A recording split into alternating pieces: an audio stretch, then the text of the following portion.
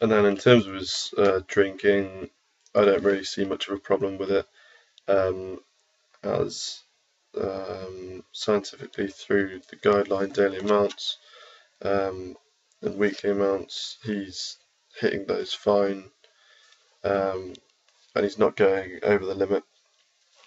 He'll sometimes go out and binge drink, but he's young.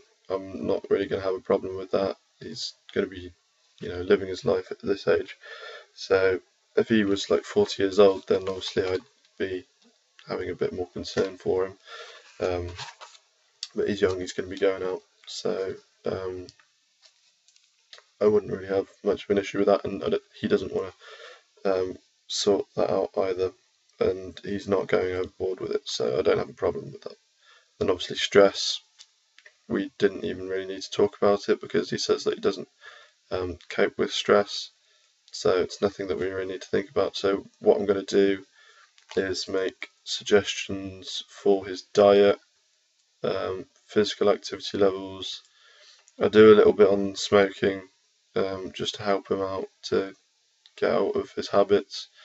I know he said that he doesn't want to get that sorted out, but it will benefit him and his physical activity in the long run. So I think it's important to highlight that, even though he said that he doesn't want to do it and he wants to do it in his own time. I don't see anything wrong with making a few suggestions as to how he can approach that in the future. And that'll help him quit for good, or at least have a substitution to improve his health, such as vaporizers, which I'll go on to in another video. I don't feel a need to make any suggestions for drinking, as there's no problem with that, and neither with stress. So I'm going to make 3 suggestions. I'll make 2 suggestions. I'll